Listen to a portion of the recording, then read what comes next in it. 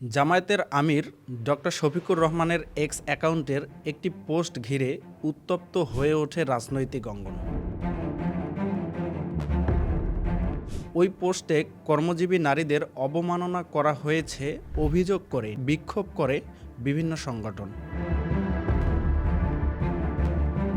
তবে শুরু থেকে দলটির পক্ষ থেকে দাবি করা হচ্ছিল এক চক্র এক্স অ্যাকাউন্ট হ্যাক করে নারীদের নিয়ে উস্কানিমূলক স্ট্যাটাস দেয়। পরবর্তীতে আইডি উদ্ধারের পর সেই পোস্টটি ডিলিট করা হয়।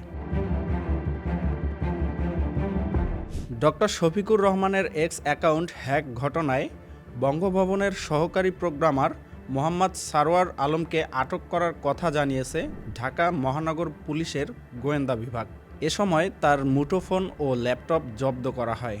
মঙ্গলবার দিবাগত রাতে রাজধানীর রাজারবাগ এলাকা থেকে মোহাম্মদ সারোয়ার আলমকে আটক করে ডিএমপির ডিবি কার্যালয়ে নেওয়া হয়।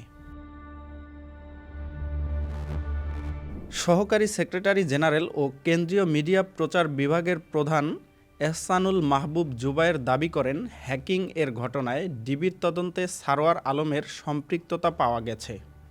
জামায়াতের আমিরের আইডি হ্যাক করতে ভারতের তৈরি উন্নতমানের ম্যালওয়্যার ব্যবহার করা হয়েছে।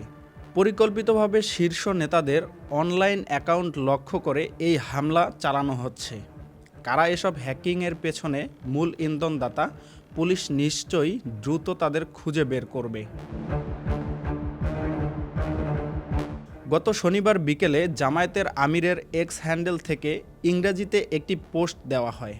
পোস্টে একটি অংশে লেখা হয়, আমরা বিশ্বাস করি যখন নারীদের আধুনিকতার নামে ঘর থেকে বের করা হয় তখন তারা শোষণ, নৈতিক অবক্ষয় এবং নিরাপত্তাহীনতার মুখোমুখি হন। এটি অন্য কিছু নয়, বরং পতিতাবৃত্তির একটি অন্য রূপ। এদিকে মঙ্গলবার রাতে জামায়াতের সেক্রেটারি জেনারেল মিয়া গোলাম পরোয়ারের এক্স আইডি থেকেও একই ধরনের পোস্ট দেওয়া হয়। পরে জামায়াতের পক্ষ থেকে দাবি করা হয় তারও আইডি হ্যাক হয়েছে। জামায়াতের আমিরের এক্স হ্যান্ডেল থেকে দেওয়া পোস্ট, বিশেষ করে এই অংশ নিয়ে সামাজিক যোগাযোগ মাধ্যমে ব্যাপক আলোচনার শুরু হয়। বিএনপিপন্থী অ্যাক্টিভিস্ট ও ইনফ্লুয়েন্সাররা দাবি করেন, জামায়াতের আমির কর্মজীবী নারীদের চরম অবমাননা করেছেন। এমন পরিস্থিতিতে শনিবার দিবাগত রাতে জামায়াতের অফিসিয়াল ফেসবুক পেজে এক বিবৃতিতে বলা হয়, সাইবার হামলার মাধ্যমে জামায়াতের আমিরের নামে মিথ্যা বক্তব্য প্রচার করা হয়েছে।